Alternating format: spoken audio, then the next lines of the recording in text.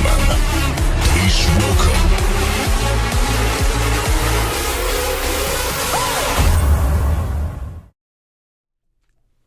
And you already know what time it is. Every Tuesday night at 8, it's another edition of the MCW Cast. Thank you for welcoming us right back into your world. I'm Legacy, MCW Pro ring announcer, MC, master of ceremonies, Larry Legend. And joining us again in studio, MCW Pro general manager, the one and only Phil Stamper. It's always great to be here. I'm not a legacy yet. Well, I mean, Will I be a legacy? you have a couple. I don't know. I have a legacy. You know what? I But think I you have had to have stepped foot in the original Bone Breakers to be a legacy player. That's fair. And I don't think you made it to one of those holiday No, I parties never did. I way never back did. in the day. But you're not the only one in the room with us. As always, someone came up with a moniker for you. I saw recently. Tara. The heart, okay? The heart of MCW Pro. Tara, I think that may have been Daryl Dr. D.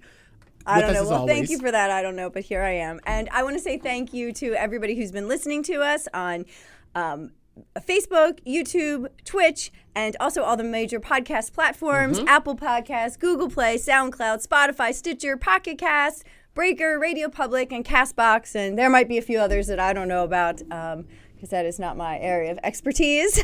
But thank you all for listening, and thank you to those Coffee Club members who support us each week and each month. We really love and appreciate your support, and we love that you send in questions for us to ask our guests.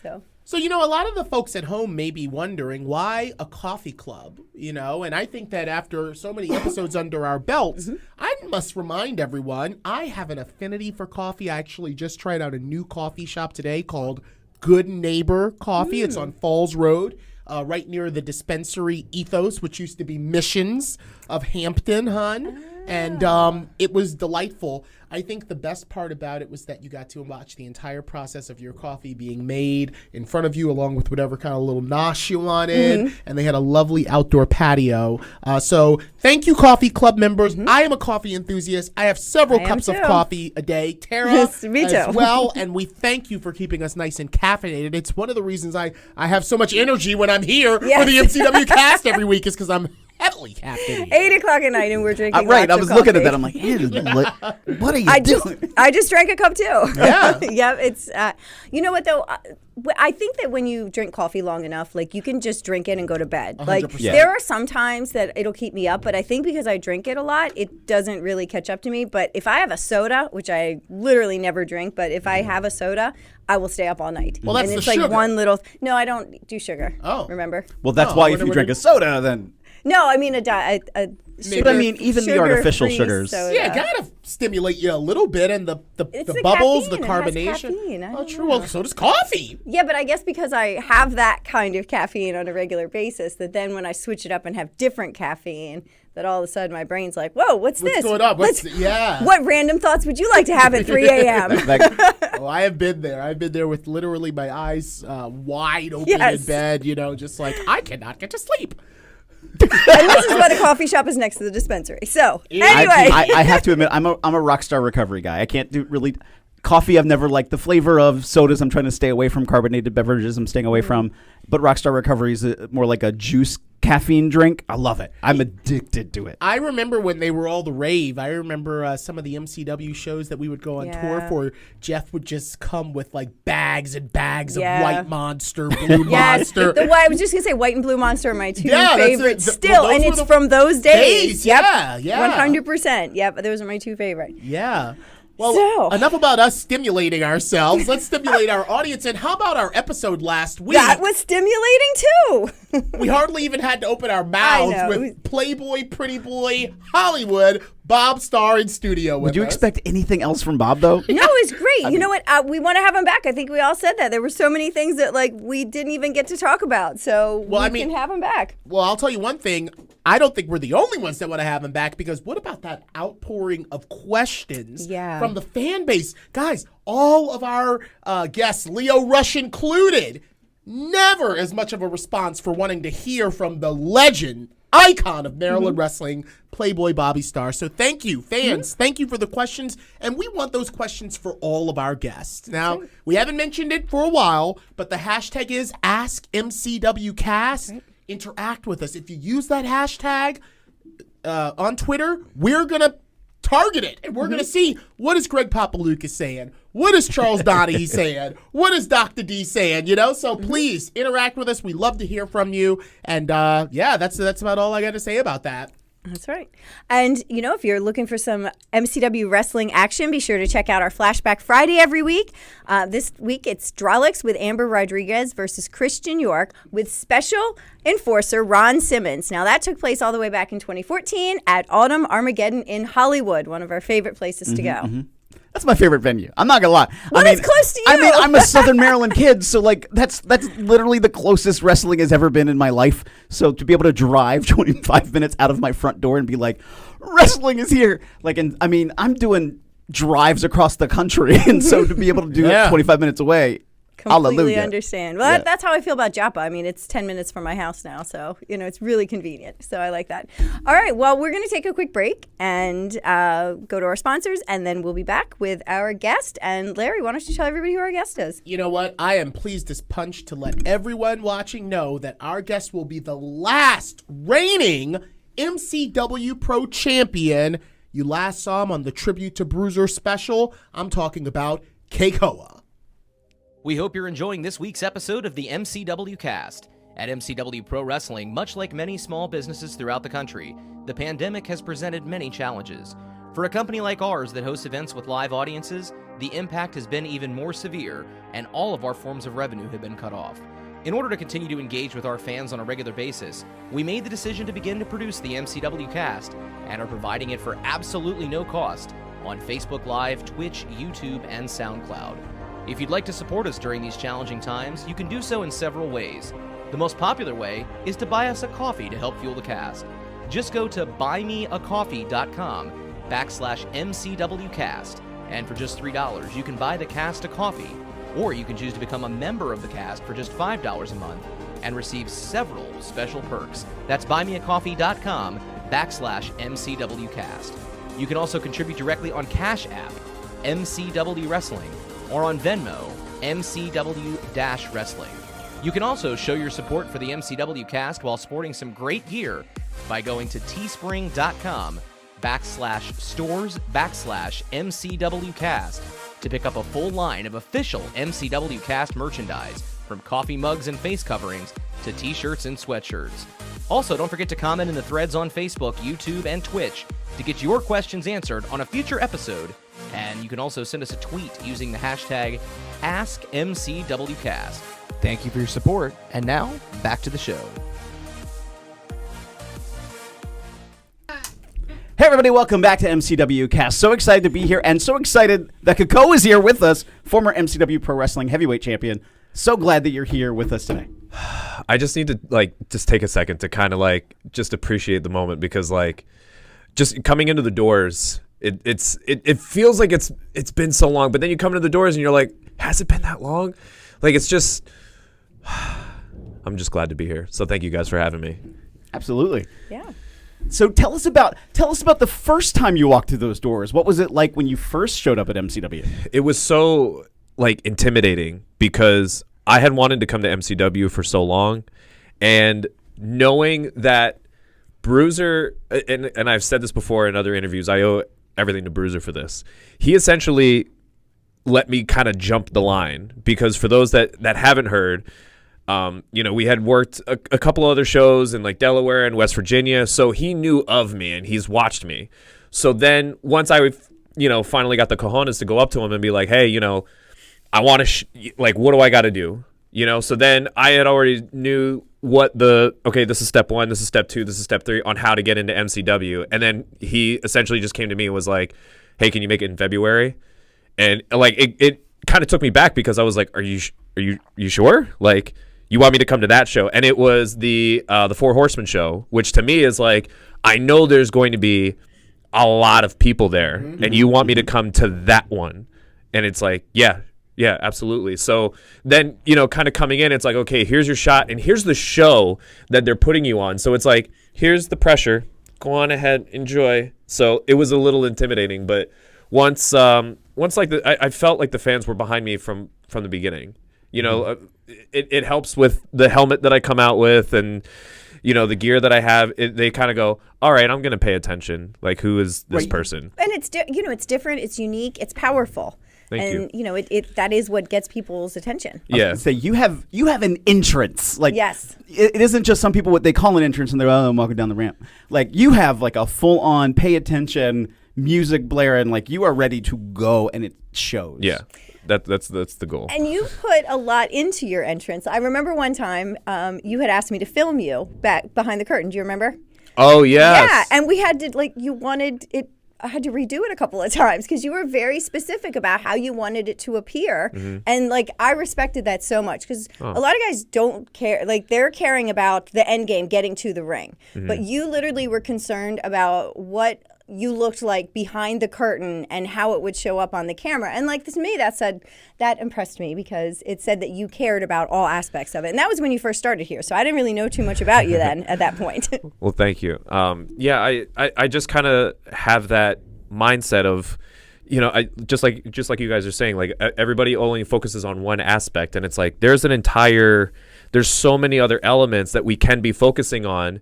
And it's kind of like, you know, when I talk to young wrestlers or I even talk to fans, and when they watch a match or they watch something and they go, that was weird and I don't know why. And then when you kind of dissect it and you kind of pick it apart and you go, well, this is why, like, it either didn't come off right or it was kind of awkward, and then it makes sense to people. So even going back to, like, here's all of these small details, and if you just tweak this and tweak that, like, this could be like, oh, all of a sudden, like, this is a big deal.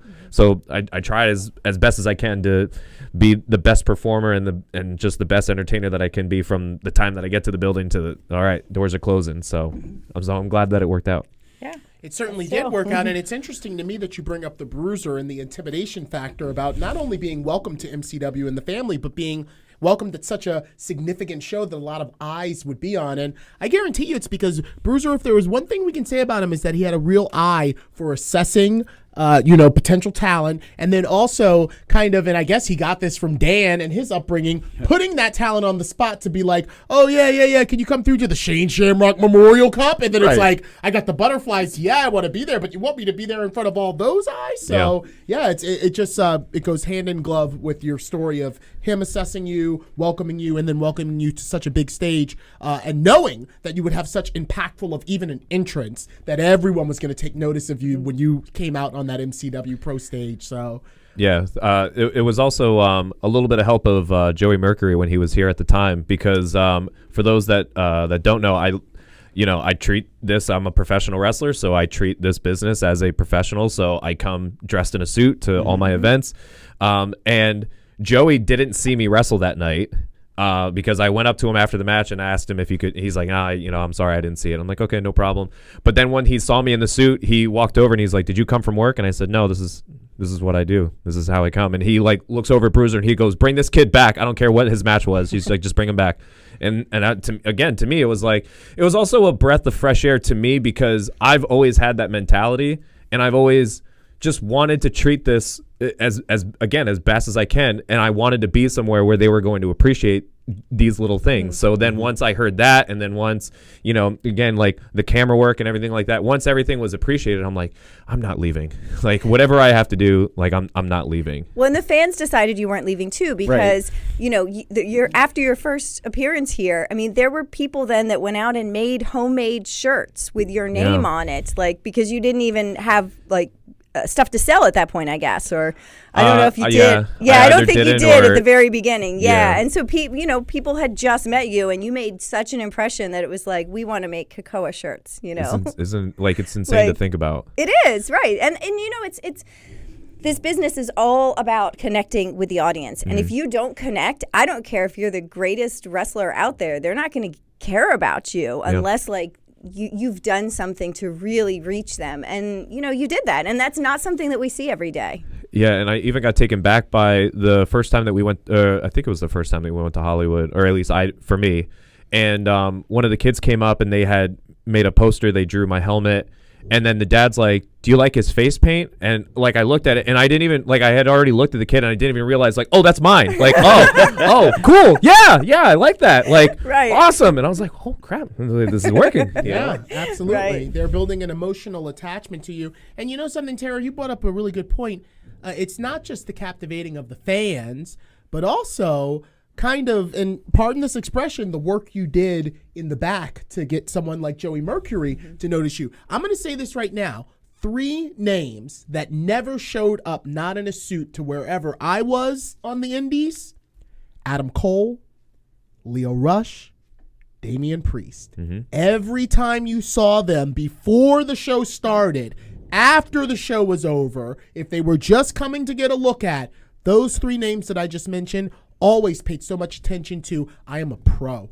I'm going to look like a pro. If a kid sees me after the show's over, if somebody is like, who's this guy? They're going to look at me like I know what I'm doing and I'm supposed to be here. And look at the path that those 3 Right. names that I just mentioned followed. They're not weekend warriors who are just working an indie show once a month. Right. You know, I Exactly. mean, No, and I think that's, to me, that's been one of the most frustrating aspects during this pandemic. Has been, I felt like the pandemic was a true test to the wrestling industry of, okay, who's going to stay ready, who's going to wait until it's over and then get ready.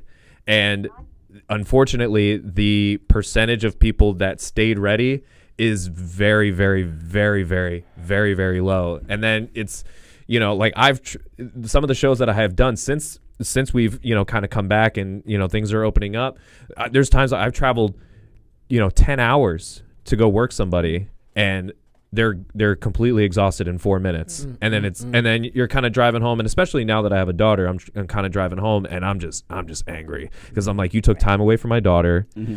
You took time, I want to be the best professional that I can be. I want to make sure that I'm prepared for everybody that I'm going to step in the ring with. I want to give you my best. I want you to come into the ring with me and go, okay, I get it now. Like, I understand that there's 2 different types of backstory or reputation that comes with me. And I completely understand that. Some people have the bad side because they look at me and how I treat the business and they don't get it. And that's fine. I understand that. I'm not here for you.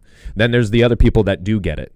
And if you do get it, then great. I want to work with you. Because if you get it, then you understand why I do what I do. And again, I want to be ready. And again, this whole pandemic has been an eye-opener of what the line is of independent wrestling and what the line of professional wrestling is. And I love that everybody gets to be in this. If you want to be part of the wrestling business, by all means, I don't care what your preference is, who you are, your background, doesn't matter. You should be in the business. But with that being said, you have to understand who else you're dealing with, and that if that makes sense. Yeah, absolutely. Yeah, well, definitely. you know what I want to get into, because I've been mentioning several times that for me, a lot of the stars that MCW has been able to produce came at a time where I was kind of on the road myself. So what I really want to hear about at this point is your early days. Like, how did you even get involved to start the path to eventually be invited to MCW Pro? I mean, luckily, again, like I was saying with, getting to work with Bruiser, I mean, I couldn't have gotten luckier because everybody else that's come to me like, hey, how do I get into MCW? And I'm like, I got lucky. I'm sorry to tell you. Right. Yeah. But otherwise, that's what they tell you got to come work the birthday parties. Yeah. And, and again, even to that credit, like there's a lot of times where I'm like, yeah, if you want to go work one, like just let me know and come ride with me. And then the amount of people just. Yeah, Yeah. I remember the first time you came to a birthday party, you had like 8 people with you or something, and they were all dressed professionally, and I was like, wow, this is awesome. At the time, I was running a wrestling school, and I'm like, you absolutely aren't coming unless you are dressed professionally. Like, otherwise, I'm sending you home. So yeah, no, it was noticed 100%. Thank you. So, yeah, I mean, before that, I mean, just getting around as much as I can. As soon as I was done with wrestling school, it's like the chains are off, like go on ahead. So anywhere that I could go. And, I've been incredibly fortunate to work with Ring of Honor, work with Evolve. I've gotten to go, overseas on tours. So like just learning from everybody has gotten me prepared for MCW. And I even, as much as I get frustrated, I'm like, man, I wish I was here 5 years ago or, even further back. I don't know if I would have been as confident or as prepared to be here because, and I've said this to other people, like, the roster here is insane. Like, there's not one person I think that's on the roster that couldn't carry the torch if they were given the opportunity. Like, if they were in the right, if they had the right path, I feel like that's how talented everybody is here. So I think that I wouldn't have been as successful as I have been in my short tenure here, but again, I've been lucky. Now, how long have you been wrestling? So I'm coming up on 15 years this fall. And you mentioned that right when you got out of wrestling school, it was kind of like the chains were off. Well, take us back to that because that's what I want to unearth is where did you get started? Who trained you? All of that good Wavy stuff. Lines, 2006. I got the Did you reference. always want to be a wrestler? Like, was this your childhood dream? Okay. Absolutely.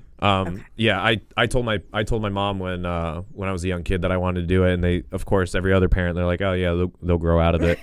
And then luckily for me, I had met somebody that had a pro wrestling memorabilia store in Allentown, Pennsylvania. The guy's name was Bud Carson. So he had a ring in the back of his shop, and at the time the Samoans were training there, but then they ended up getting their own building, and then he started his own wrestling school. And since I had come by when I was, in high school, and I was still in high school, he was like, hey, I'm starting up my wrestling school. And this is actually a really funny story. So my dad, as a graduation present, because this was my senior year, he's like, hey, I'm trying to plan, like, maybe like we'll go on a cruise or something like that, you and your girlfriend. And my girlfriend at the time, she didn't like cruises. So he's like, all right. He's like, I'll just give you $500 and you can just go a trip here. Congratulations, you graduated high school. So I had the $500. We were planning a trip to Daytona. And then when Bud was about to start this wrestling school, he was like, hey, do you want to sign up? I'm like, yeah. And he goes, how much money you got? I'm like, how much you need? He goes, how much money you got? I'm like, I got $500. And he was like, good enough for me. He's like, let's put that as a down payment. We'll start going. And then I had to go home and be like, honey, yeah, we're not going to Florida. Like, we're not going on vacation. She's like, I get it. So yeah, I started training, and then when the chains came off, it was at the time the MySpace days when MySpace was taking over the wrestling industry, and that's how you networked. Before it was send your tapes and send your promo pictures and all that other stuff, but now it was the days of MySpace. And the first company that gave me an opportunity outside of the rub that I got from my trainers was AIWF all the way down in North Carolina, a guy by the name of Rick Diesel, who started that company. And now they've branched off, and now they have all of these other AIWF affiliates, which is really cool. But yeah, he gave me my start, and I would drive all the way down there on a Saturday, and then I would have to drive straight back, and I worked at Red Robin Sunday morning, and I had to be clocked in at 7 a.m., so... Yeah, good times. Good times. Who was your first match? Technically my first match was probably against my trainer, Bill Daly. We did like a student show at the school, which was really fun. And he actually like gave me my first pair of tights, and then I found some kick pads. And I always knew I wanted my colors to be orange and black. So I found some kick pads that were white and black, and I just spray painted the back, and I'm like, all right, this will work for now. And then I immediately bought a first pair of boots. But yeah, Bill I owe so much to. And unfortunately, like, he didn't have the career that he wanted due to injury, but he's messaged me so many times saying, like, that he feels like he's right there with me, especially when I, get on WWE or, when I won the MCW title here, like when he gets to see that I get to do all these cool things, he's like, it's just awesome. So I appreciate that he's still with me. That's right great. on. Vicariously living through his student. Yes. Well, that is definitely a heartwarming tale. So, okay, that's always wanted to do this, went on to do your training in the Allentown area. When did you feel like you really came into your own? And was it doing those 10-hour trips down to North Carolina, or when did you feel like, hey, I don't know for Rick Diesel. I'm sorry. That's a personal take. Sorry. But when you felt like you arrived, like, I'm doing this thing. I'm here to dance. I feel like... there was always a moment where like I kind of felt it, but then as time went on, it was like, okay, now I feel a little bit more. Now I feel a little bit more. For those that have known me for a bit, I started as Keikoa the Flying Hawaiian. And that's how I met you. Yeah. Yeah, way back when. Yeah, way back when in the old 2300 arena. Yes. You came into the dark match for CZW. I did. I faced Ricky Reyes that night. That's right. And I was like, man, just carry me through, because he had been there, and I know that the CZW fans are so different compared to everybody else. And that's what I like to do when I go somewhere where like I'm not familiar. I'm like, what do they like here? Because I don't know, and I'm going to take your guidance. So credit to Ricky, like he really guided me through the match, and even afterwards they were chanting like, please come back. So I was like, oh cool, like I should be back then soon. Which I did one more event. I did an pay-per-view over at the hockey arena. Yep, and I then that was remember, then that was pretty much it. I faced Pepper Parks, who's now with AEW. Yeah. Yeah, I was the Flying Hawaiian for quite a while, like 8-9 years. Wow. And at that time I felt ready, but then I would go to Ring of Honor, and Ring of Honor was like, hey, you just need more. There's something missing. And then I would go to WWE, and they're like, yeah, you need to take these risks, and we need more. And I just didn't know what that was. And luckily for me, as much as everybody kind of looks at it as a downfall, like I tore my ACL, and I looked at it as a positive, because I'm like, okay, now I have time to think about it, because now I'm not doing all of these bookings on the weekend. I can just sit, and then I can come back and I can have something completely different.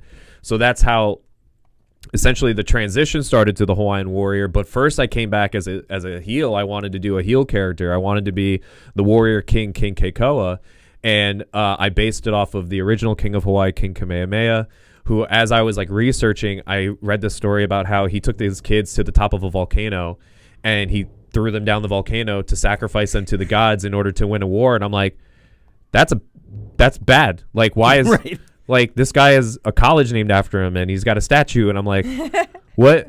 How is this possible? And I was like, oh, but that's easy wrestling. So then, I got the helmet made, I got the robe made, and then I started doing that. But everybody knew me as such a good guy, and then they were like, yeah, we don't want you to be a bad guy. Can you just can you do the other thing? And I'm like, can you be the Flying Hawaiian? I'm like, well, he's dead. So I'm like, I don't know what you want me to do. He was thrown in the volcano.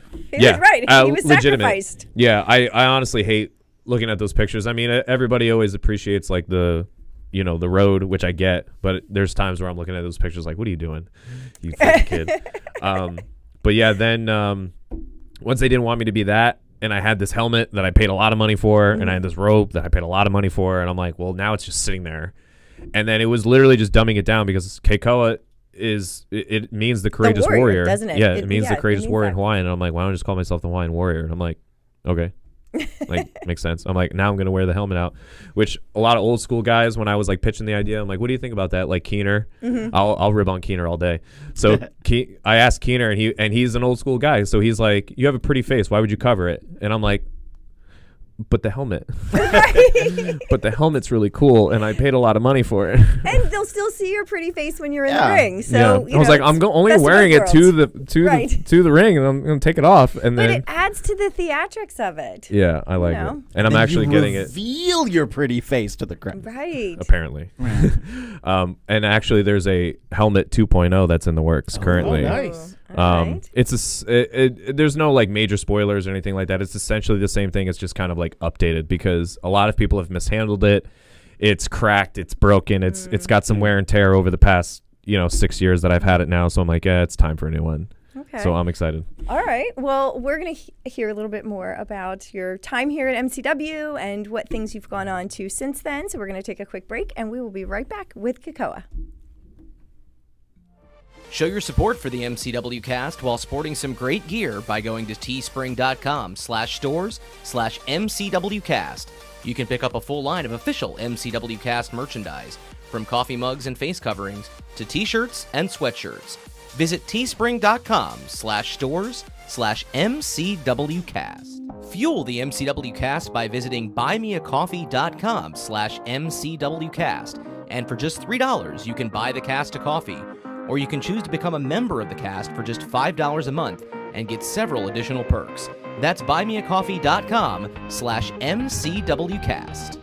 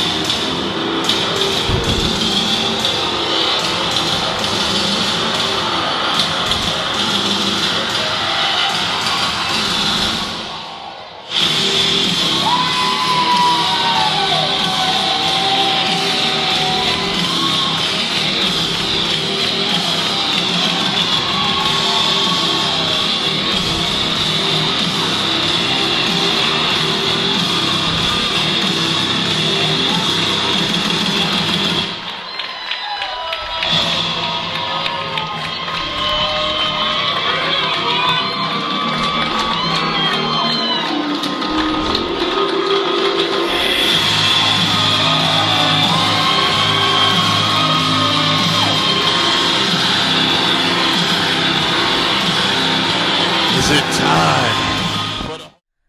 All right, Kekoa, that had to be my most favorite entrance ever in MCW. It was so unique. Friends of mine were involved, so I was excited about that, but it was just so cool.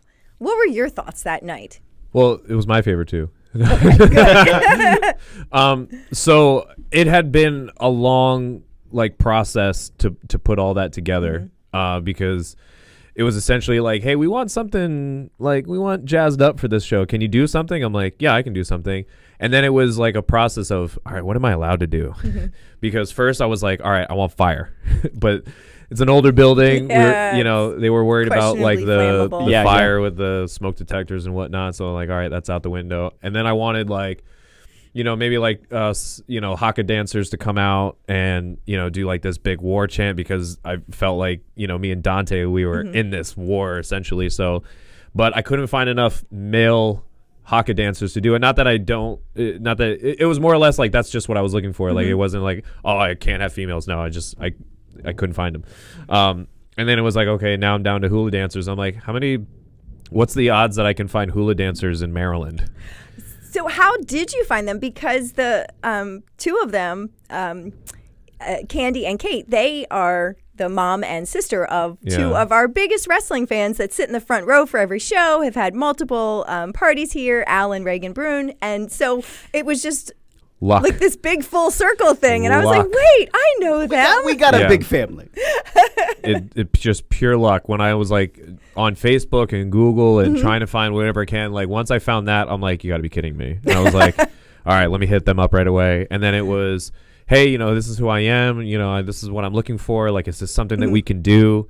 And then the music for them specifically, I had found that song or, that melody, whatever you'd like to call it. And I edited it together and I sent it to them. And I was like, whatever you want to do, I'm like, just put something together for me. But here's my vision. And then it was my vision of something on the stage and then walking down and then just being spread out, because I really liked, Cena's entrance where he had all of these guys. We have this ramp, so let's use it. Right. And so I wanted as many girls as I could, or as many people as I could. And I'm just glad that it looked the way that it did. Yeah. Yeah, it looked like a proper royal procession. Right. Well, they do that for parades and, they Yeah. work together as a troupe professionally. Right. Yeah. So what a strange set of circumstances that, of course, they would also be MCW fans. Yeah, that's why I keep saying I'm just lucky. But yeah, just watching them do that, and then just then of course finding out, like you were saying, that they're big fans. I'm like, oh, so you knew. Right. Thank you. But it was fun to even when we got here and we were putting it together, and then I'm grabbing the cameraman and all right, so let's do this, let's do that. And then I watch the rest of the boys and the rest of the roster kind of stopping what they're doing. They're like, what the hell is this? And then we did a run through I don't know, maybe 2 or 3 times. Right. And they're like, all right, I'm watching this. So I was like, all right, this got to be cool. It's if they that like it, then it's attention got to to be cool. detail thing. It really is. It's that extra effort that makes you stand out, and that's what you've done from day one. I try. So, try. yeah. You know what else? So it's money. Because I see an entrance like that, or sometimes the kind of elaborate stuff that Leo Rush does in his kind of his characters. And I'm thinking to myself, this guy is investing a lot more than just face paint and gear. Right. This is a whole, crew of people. As a matter of fact, it reminds me, Moose did something like that for one of Moose's may have been his first pay-per-view match in Ring of Honor back in 2015 at Final Battle. And I remember we were there at Terminal 5 and all these gorgeous women were just kind of standing around with ROH shirts on. And I'm like, what is this? And that was kind of really what I think it elevated his level to, the success that he's gone on. So, it's money. Well, and, wrestling is being larger than life. Exactly. And how many times have we worked on an indie show or gone to one where you have guys that are in sweatpants and sneakers and that's their gear? What about the ring announcers sometimes? Oh, God. Or the referees. I love it when the referees wear jeans. Oh, yeah. I was and just thinking that. untucked shirts. That's my favorite. Or Vans. But Vans is their shoes. And I'm like, Yeah. Right. Yeah. Yeah. It's it's that separate separation My brain's between going down the worst of this. The worst. you know, the separation pull out between my being a list of professional all the things that I've and, seen. Right. you know, not being a professional. Like you said at the very beginning, you know, you're a professional. Presentation. 100%. Because Yep. I mean, my thought process is, you know, of course, you know, like as I've said, like this is all I've ever wanted to do. I want to succeed as far as I can. So my thought is, okay, if somebody's gonna see this, I want them to just go, oh, imagine if he did that for us, like with our lights and our production. Right. And it works. That's all. It works. That's all Absolutely. I'm thinking about. Tommy Dreamer saw Leo's entrance at one of the Cage of Deaths. I think it was one of the first times he did the Black Heart. Immediately, he was like, I want you at House of Hardcore. And Leo was really excited about it. He was like, and like literally an hour later, he was like, oh, and can you do that thing you did with the dead girl? And he was like, you do have a dead girl, you know, like, oh, you know. And so you do have a Yeah, dead it's in girl, my right? trunk. I keep her in the trunk. yeah, you know. So yeah, it's just it's that next level Right. attention to detail. We're going right back to it that you know got you up there. I got a question. In your early days, I just always like to pick the brains of our guest here in the studio. Did you ever have any time where someone kind of tried to test you in the ring, or maybe kind of get cute with you?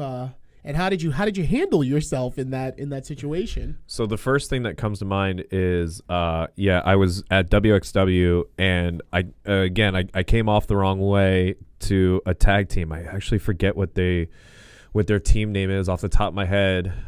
They used to come out with like, you know, the big boom boxes and everything like that. All money is legal. All money is legal. So Good pull. Come on now. Yeah. You know that. I came off the wrong way. Go ahead. I want to hear this because I know them very well. Actually, one of them better than the other. So I don't remember what I did particularly. I think I kind of do, but I feel like there was more to it. But so we were in a tag match and we were putting something together, and then we had a finish thought of, and then but they were like, oh, we have to check with Samu, and then it was intermission. So I was like, all right, well, if you guys are all right, I'm like, I'm gonna go sell merch. I'm like, can you guys check in with Samu? Well, I guess they wanted to talk more, and I didn't know that. Well, I went to go sell merch. And then I came back, and we were first after intermission, and I was like, hey, are we good? Like, is that finish fine? And they were like, yeah, they're cool with it. I was like, all right, because we had everything else figured out. So I'm like, I didn't know we needed to talk more. So I'm like, okay, like my bad. But either way, I get in the ring, and the first time that I got in the ring, I remember like somebody, you know, I don't remember what their names are, but somebody grabbed me by the hair like hard, and I was like, whoa, like ease up, like what the hell's going on? And then I started getting the crap kicked out of me, and I was like, what is happening?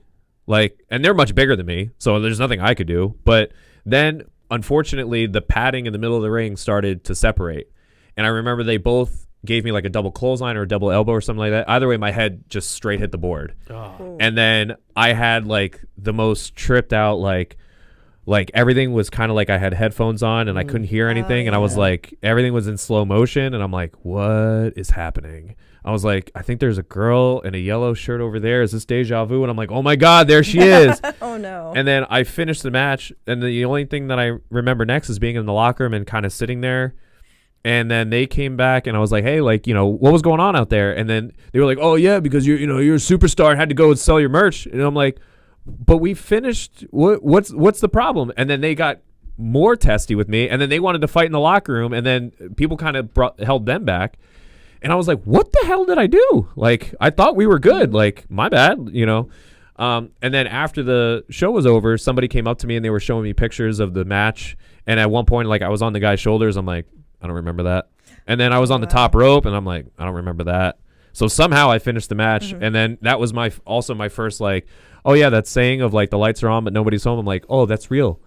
So that was a fun time. So wow, you were taking us way back. Wow. All Money is Legal hasn't been around for many years. So a long time. Yeah, wow, I can't believe that. K Pusha and K Murda trained at the Doghouse up there, Long Island Wrestling Federation, with the likes of Homicide, Low Life Louie, Julius Smokes, that whole crew. Yeah. They're not around, and you still are, so that just goes to show about attitudes. And I can relate to actually running in with like some New York, I don't want to call them New York toughs, but there's an attitude that the New York trained wrestlers a lot of the times used to bring to the locker room, and that was like, ain't no punk. Yeah. You know, so I can empathize with that story. I'm not going to get into mine, but yeah, I always want to know about things like that, like especially when you come to like kind of a pretty boy, which you really would be considered, just. I'm not a violent person. Like I'll stand up for myself like when I need to, but like as far as like handling things out there or whatever, like I'll even another story. So me and this other guy who I don't even want to give him the credit of his name. So Fair enough. He's been spoken out. That's why I don't want to talk about him. Oh, we don't speak of the ones that have been spoken out on. So him and I are not on good terms. And then I don't know why it's always WXW, but I wrestle for WXW and Samu puts me against him, and I'm like, here we go. And I already knew what I was kind of looking into. Like I knew what was going to happen. But again, I treat this like a business. I'm going to do the best I can. So I went up to him at one point. I'm like, hey, man, what do you want to do? And he was like, I don't know. I'm like, all right, we'll talk later. And then I go up to him a little bit later. I'm like, hey, man, what do you want to do? I don't know. I'm like, all right, man, I'll talk to you later. So now it's like literally like we're up next. And I was like, hey, man, do you want to do anything out there? And he's like, no. I'm like, all right, I'll just see you out there. Because I can do that. That's fine. But I already know what you're doing. Right. So immediately we get in the ring. We lock up. I feel him start to back me up. We get into the corner, and he goes, all right, I'm going to slap you. He goes to slap me, and I block it. I'm like, I'm not doing this. Like, I'm not doing this.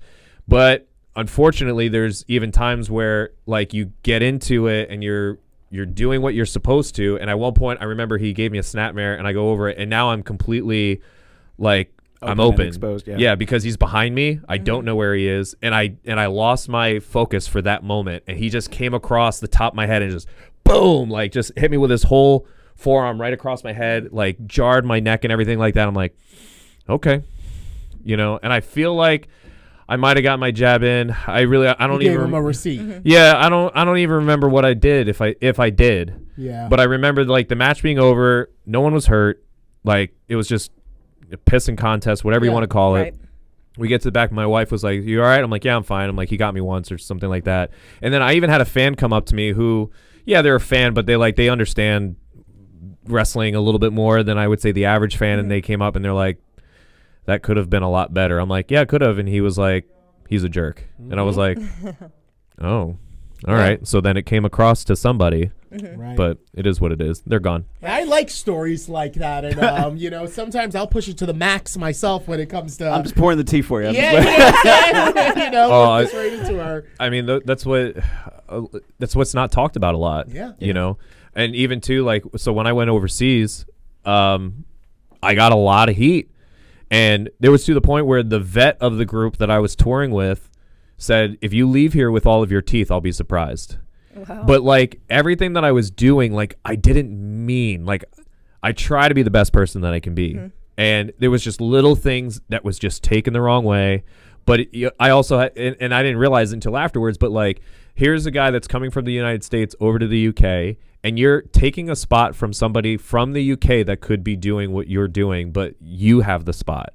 So now you have to be way more respectful, way more like appreciated that like you get this opportunity.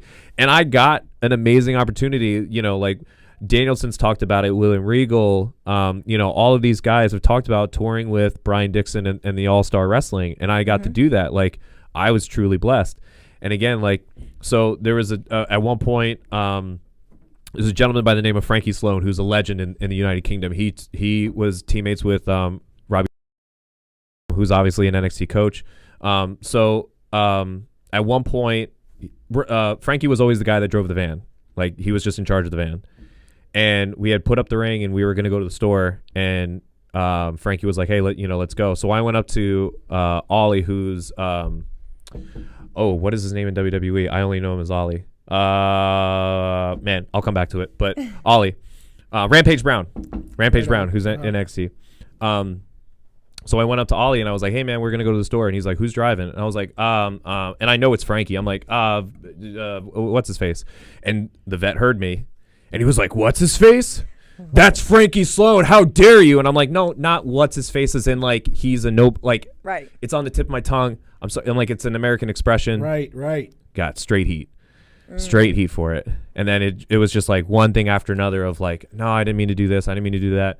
So then once like I kept opening my mouth, which I try to tell a lot of people, like just even when you're trying to not get in trouble, I'm like, you're probably going to get in trouble. Yeah. So don't. Yeah. So then when we were in the van, I didn't want to talk. So because I'm like, I keep getting in trouble. So I pop my headphones in, and they're like, oh, look at this guy. Now he doesn't even want to talk to us. And I'm like, no. You can't win. No, like, but that may have been half of the test, though. Like, it was definitely the test. Right. 100%. And, after a couple weeks, like, I legit, and I've said this before, like, I was ready to quit wrestling. Because I'm like, if I can't make it here, right. I'm like, what am I going to do on tour with anybody else? Like, and I'm like, I feel like this is like the ultimate test. Like, I was so worn down. I'm like, I'm not having fun. And this was like 3 weeks into the tour, and we still had a good bit to go. And then just sooner or later, like, I just learned from all my mistakes and fixed them. And by the end of it, that guy that, said I was going to get my teeth knocked out, he was like, if you want to come back next year, it's cool. I was like, oh, cool. So I got the thumbs up by the end of it. That's good. That's great, because that's another thing I want to know. Has there ever been a time in our guest's career where they were like, you know what? Do I really want to keep doing this? Do I really want to keep putting myself through this? So I'm glad that you brought up that was your medal. Your medal was tested. Yeah, that was honestly the only time that I ever questioned it, because I was like, and it was on me of like, what, like, how am I messing up so bad? Yeah. Like, I just honestly, like, so again, it was just more pressure on myself. But other than that, there was never a time in all these drives that I've done, and I have crap matches, or, just things did not go well, or bookers don't message me back or something like that. Like, even now, like, I have so much pride by saying, like, I work for MCW and I was the MCW champion. And there's still times where, like, I don't get messages back from people, and it's like, no, I'm good. Like, I know that it's the right people are going to come along, the right people are going to respond and everything like that. But as far as ever thinking about quitting, no, that was just literally the only time. And that was like for a moment. I went to bed and I woke up the next day. I'm like, all right, I'll figure this out. Yeah. So I want to bring you back to your time here at MCW. And you had this feud with Dante. And you are both two people who, like we said, attention to detail and bringing your best foot forward at all times. How was that working with Dante? I love working with Dante. I mean, again, just the attention to detail, like watching him with his, with his crew and everything, from the glass and the flask and just going down, and like it was all perfect. And again, credit to MCW and how he was trained, like perfect. It was just so easy every single night. And then even that after that first show, which I forget what the town was, but that first time that I faced him, I was like, okay, that was really good. I was like, oh, hopefully we get to do more. And then even that, like, I was surprised, because every time that I had to do a promo here, really, you guys didn't give me any direction. They're just like, hey, do you want to do one? I'm like, yeah, of course. Like, this gives me time. So everybody's goal should be the heavyweight championship. So I talked about it in like 2-3 promos, and then all of a sudden they're like, oh yeah, you're facing Dante. And I'm like, how did that work? I was like, okay. Spoke it into existence, literally. Yeah. So then after we had that match, then it was like, I think maybe like 2 or 3 shows later, then it was, all right, feud. And it was like, well, that worked. That match was in Galena, by the way. Yes. Nice work. It's a nice little town. Yeah. I like going to Galena. I like the venue. I really like it. I mean, it's a fire station. The people there are so cool, though. But that's a crowd that, like, if they like you, they'll really like you. You know, and they did. Well, so I'll tell you, I'm not, I don't think I ever will be a promoter. But from a promoter standpoint, I can tell you that if I look at you as my prototype wrestler and Dante as my prototype wrestler, that's a marquee match. That's a poster. Do you understand? Like, I can build you looking the way that you look, bringing what you bring to the table, and Dante with the whole entourage, just like you said, the drink in his hand. That's a poster for, and our main event of that's Galena. a main event. Right. Exactly. That we can put that poster up all around parts of Kentucky, through Tennessee, Alabama. I don't know who these guys are, but that big guy's got a headdress on, and that guy's got a whole crew with him. I want to see this. What are they drinking? Yeah, so I mean, just putting that box around the two of you, perfect opponent. I think of an opponent that I don't think I've ever seen you work, but I want to know if you had any interactions with, and that's Lance on Hawaii. Did you and Lance ever tangle? I think we have had a singles match at WXW, and I know that we've tagged before. But other than that, no, I don't think there's been too many times that we've been in the ring together. But going back to your point of like just the poster, like again, it's something that I love to to preach to people of, like, don't blend into the poster. Like, Yeah. there's how many people are going to be on the poster? Like, don't blend in. Well, I don't know. Have you seen some of those indie posters out there? Gracious. The whole locker room, I know a including graphic. me. I know a graphic artist that I love to send all of the crappy posters to, and I send it over, and I'm like, "Hey, good morning. Here's your cup of coffee," and then it's cringe level to them. Yeah. But I think the other thing too, that worked so well with Dante is because, and it's something that MCW does that not a lot of companies get to do is, you have these people that are always in front of you. Like we do so many shows, so the fans know, they know this person, like they're regulars, and then everything that we do with Rage TV and our social media, like it's easy to get things over then, and we don't get to do that everywhere else because everyone just worries about the next show and not the next 10 shows. Right. So when like the show in Hollywood, when Dante was getting ready to spit his liquor in me and I spit it back at him, like the crowd lost it because they were like they weren't expecting it, but like they know that that's his thing, and you know what I mean. So it's like it's just stuff like that where I'm like I'm never leaving this place. Well, that's good. All right, well, we're going to take another quick break, and we are going to come back and talk about other places that you've been, including your own promotion that you started. So stay with us, and we'll be right back with Keikoa. We hope you're enjoying this week's episode of the MCW Cast. At MCW Pro Wrestling, much like many small businesses throughout the country, the pandemic has presented many challenges. For a company like ours that hosts events with live audiences, the impact has been even more severe, and all of our forms of revenue have been cut off. In order to continue to engage with our fans on a regular basis, we made the decision to begin to produce the MCW Cast and are providing it for absolutely no cost on Facebook Live, Twitch, YouTube, and SoundCloud. If you'd like to support us during these challenging times, you can do so in several ways. The most popular way is to buy us a coffee to help fuel the cast. Just go to buymeacoffee.com/MCWcast, and for just $3, you can buy the cast a coffee, or you can choose to become a member of the cast for just $5 a month and receive several special perks. That's buymeacoffee.com/MCWcast. You can also contribute directly on Cash App, MCW Wrestling, or on Venmo, MCW-Wrestling. You can also show your support for the MCW Cast while sporting some great gear by going to teespring.com/stores/MCWcast to pick up a full line of official MCW Cast merchandise, from coffee mugs and face coverings to t-shirts and sweatshirts. Also, don't forget to comment in the threads on Facebook, YouTube, and Twitch to get your questions answered on a future episode. And you can also send us a tweet using the hashtag AskMCWCast. Thank you for your support. And now, back to the show.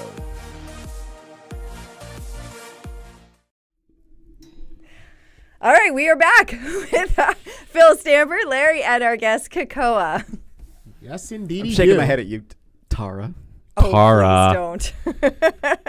So Everybody, Tara. No, Tara. you're not Please calling don't. me that. Please don't do Please that. don't call Yeah. me that. For backstory, for context, I made a comment before we were on the air tonight that I used to get called that in school, and I hated it because Tara. in my head, it sounded like something that you scrape off the bottom of your shoe. Tara. My apologies to anybody who prefers the pronunciation of their Tara. name to be Tara. I am sorry. Okay, There. listen, you know Thank what you, it Tara. reminds me of? It's kind of the way that Leo Rush says Tara. He always calls you Tara. It's not I quite think it's his accent. it's not like for You know, whatever you reason when Tara. he says it, there's just like a different. It's a softer A. I don't know. It doesn't bother me, but You some hear that, people. Leo? You're soft. It's oh God. Anyway, No, it's not. What did we leave off on? Hearing about Keikoa's promotion. yeah, we I were wanna- talking about. Well, we talked about his time here at MCW, but while you were working here at MCW, you were also starting your own company. Can you tell us a little bit about that? That's a great question, Tara.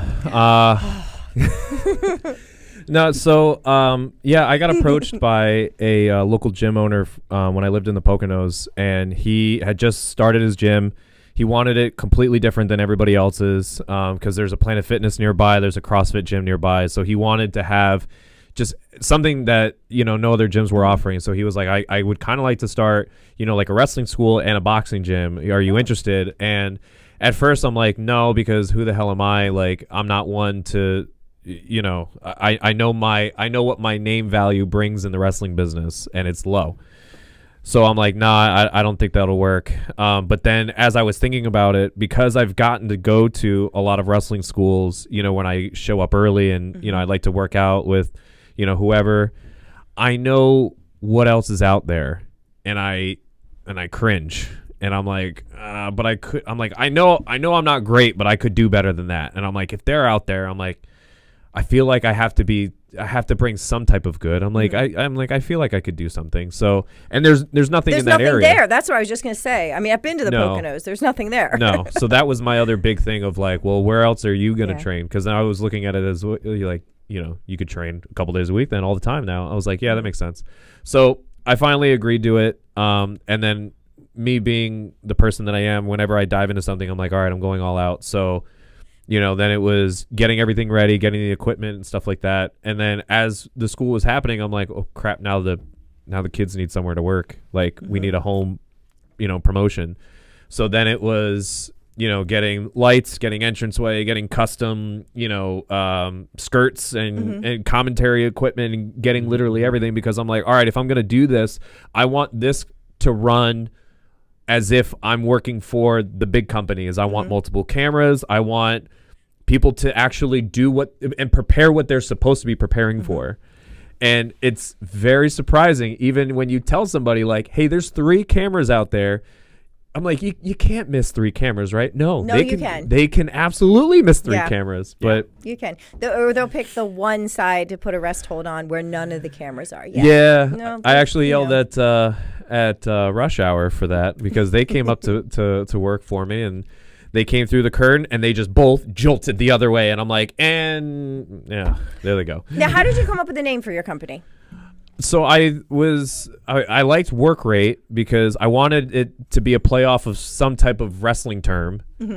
But then as I was like, oh, maybe it'll be like work rate entertainment wrestling, and they're like, oh, just work rate. And I was like, okay. And I'm like, yeah, just be different. But yeah, we started up, and you know, we only ran for the time that I was obviously, you know, in the north, and then it was time to move to Florida. But in the time that I was doing it, like, I enjoyed it. Of course, I already knew it's a lot of work, but then it was like, I know how much time and effort and investment that I put into all this stuff. So then when something doesn't go right, then it's like, do you know how much money that was? Like, just for the mere example of like the production equipment that we used, that we could have 3 cameras all linked up to it. At one point, the power source of everything, I couldn't find the power cord for it, and it's a specific cord. And I'm like, this is a couple $1,000s worth, and I can't even use it. And I was ready to lose it. Like I did lose it. So nobody puts things back in the right boxes there either. Oh, that's a common thing. That seems to be. No, we go through that a lot here too. But I like to, and I get a lot of people that kind of get surprised, like even when they do, you know, when they do ring crew for me. So I have everything separated. It's in totes. It's all labeled. And then people that have done ring crew other places where everyone it's just throw it in the truck and let's get home. They open up the door and they're like, what is this? And I'm like, yeah, those are labels. Those are labels, so we know where things go. Right. And then you don't lose them. And then they're organized. And they I actually got a couple students because of that, because they came to help out to get set up, and they're like, yeah, I want to train here. Just because how my ring was put away. Right. It's crazy. Wow. So you put all this time and effort into it, and you know, for it seemed like things were going well, and then you moved. Yeah. How did that come about? So I got influenced by somebody. Was it court power? No, it was all money is legal. No, so I got fortunate. Again, I'm just lucky. I got called by WWE to do some extra work over the summer, like during the pandemic, right? Which is another thing where I'm like, who's going to stay ready? Because who knows when the phone is going to ring. Right. My phone rang in the middle of the pandemic, you know, like prime example. But either way, so I got called down there, and you know, as I was down there, since you know, the performance center wasn't it's not being, well, I mean, it's being used, but like they can't really train there. So the roster was going to different schools to, you know, get their ring time in and to stay ready and, you know, get ready for pay-per-views or, you know, whatever have you. So I got to actually train with a lot of the roster, And I was like, man, if I wasn't here, during this time, like I wouldn't have been able to get this opportunity. I wouldn't be able to learn from all these people. And I'm like, so then why am I not here all the time? Because then I can take advantage of this whenever I want. So then I called the wife and I'm like, yeah, I think it might be time to move. And she was like, oh, I've already been looking at houses. And I'm like, slow down. I was like, I don't know. I got to think about it, because we had a house. We had bought a house like 3 years ago, and we had a daughter on the way. So I was like, the kid's on the way. Like selling a house isn't easy. I was like, let me think about it. And then it took 2 hours on the flight over, and then I hopped off the plane and my wife picked me up, and I'm like, all right, let's just do it. Like, let's just move. So it was that quick. Now, your wife is in the business too, for those of our listeners who don't know. Yes. So that probably helped for her understanding, right? It was a lot easier to pitch to her. Yeah. Unfortunately, and I can't say how grateful I am, but all of her family's up here, all of my family's up here, and it's like, hey, we're about to have a kid. Let's take the kid away from the entire family and in the middle of a pandemic. In the middle of a pandemic. Right. That's the way love goes. Yeah, Right. so I can't be more than. Hey, Florida does that. I picked up on a road trip and moved to Florida too. Listen, and I was like, I'll just live here. I've said this multiple times. When you skip your first winter, you go, "What the hell was I doing up there?" Yeah. Like Yeah. when it's the second week of December. I'm walking my dog. It's like 7 a.m. and it's already 70 degrees, and I don't have a shirt on, and I'm like, this is amazing. So I'm like, yeah, I'm never leaving Florida. Better for the mind. Yeah. Yes. But what was actually funny too was, so my wife, Miss Sammy Pandora, was actually supposed to have her MCW debut, and then she got pregnant. Yep. Then I had to call Dean and Bruiser and all them, and I was like, yeah, my wife's pregnant. You can take her off the show. I'm pretty sure she's pregnant. So yeah, it was supposed to be actually me and her in a tag match, I think, against Dante and Portia. Oh wow. Yeah, so like I'm pretty sure it was in Hollywood too. Oh, wow. I'm almost positive it was in Hollywood, because we were like building her up to the Joppa shows. So I'm like, wow, you're debuting in Hollywood? Like, this is going to be so much fun, and we're tag teaming. This is going to be amazing. Boom, pregnant. So I ruined it. You ruined it. I ruined it. Now, how did the two of you meet? I'm guessing it's through wrestling, but Yeah, so we worked for a company called The Sanctuary, which is up in Hazleton. Oh, no, I'm sorry. Yeah, it's in Hazleton. Hazleton. Yeah. Excuse me. So we were on the same show. She had worked like a 6-way or something like that. It was a god-awful match. It wasn't her fault by any means. It was just a collection of it was just a cluster.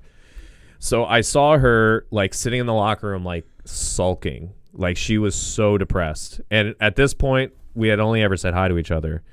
And I was like, wow, I get it. I get why she's so depressed. So I went over to talk to her and cheer her up. And then we ended up finding out that our schedules were the exact same for like the next 5 shows. Oh, wow. So since she was like 2 hours north of where I was and all of the shows were south, I was like, well, why don't you just drive to me? I was like, then we'll ride together. Saves you gas money. Of course, people are gonna be like, what was your other motive? And I'm like, to save gas. Right. right. Like, I've been doing this long enough. I want to save gas. That does seem to be a common though. Many other We ride together. We ride together. We ride together. Yeah. Yeah. She got very forewarned by a lot of people, like, don't go near him. Like, we hear all these stories, and I'm like, Of course. yeah. So the first time I make fun of her all the time for this. So she stood me up the first time we were supposed to like get together. Like, she was at some mall or something like that, and she was supposed to come over, and I was like, yeah, just let me know when you're on your way. And then she was like, I don't think I'm gonna make it. And I was like, oh, okay. I was like, all right, so I'll see you next weekend. Like, we have another show next weekend. And then she finally was like, all right, let me see what's going on. Let me see if the rumors are true, which of course they weren't, because that's why they are. Did you say? I'm almost curious what the rumors were. It was literally like I was getting around, and I was with this person. I was with that male person. Gigolo. Like at one point, so I was actually living with my dear friend Missy Sampson, and We love Missy. I call her Sissy Sampson because she's my sister. So I was living with Missy Sampson at the time, and then there was a rumor that her and I were sleeping together, and she like heard about it and was like, "Huh? Like, how did I get roped into this?"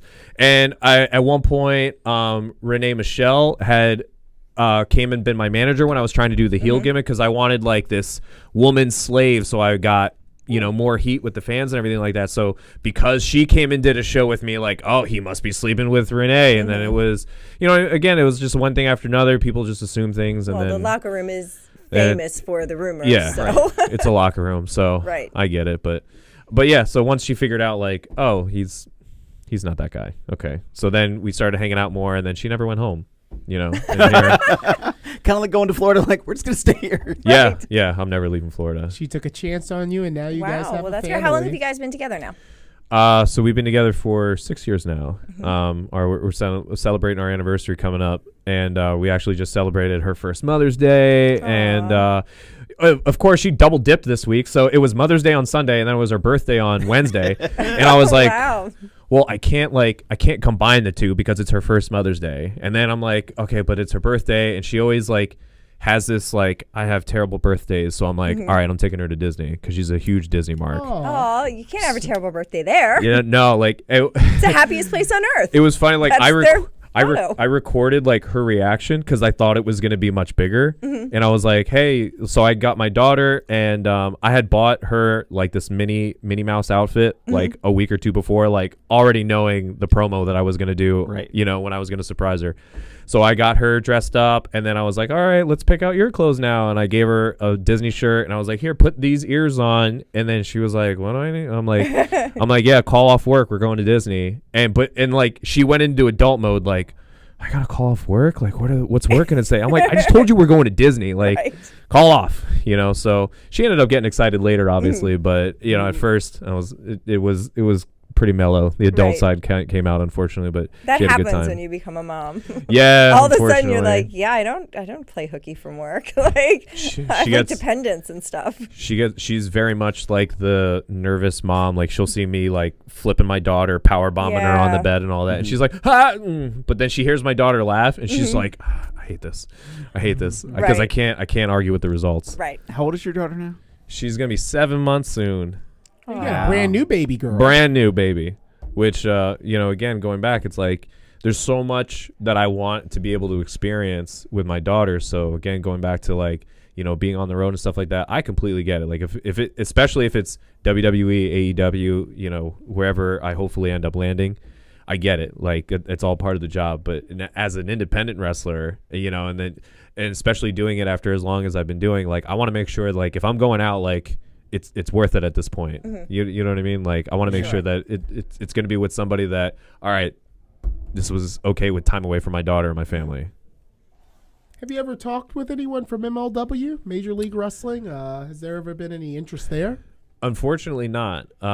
I think it falls back on me because I need to be the person that's, hey, who do I talk to? Hey, who do I talk to? But when I have so many people that, you know, I see that I'm friends with, or at least like I'm cool with, and then they become successful, they go to this place and that place, I don't want to be that guy to be like, hey, so who do I talk to? Right. You know what I mean? Because again, I want to be happy for that person, and I want to figure it out on my own. I don't want, as much as nobody's going to open the door for me unless they feel like it's okay to open the door for that person. But at the same time, I'm still stuck in my old ways of like, no, I'll figure it out. Yeah. So I just haven't worked on that yet.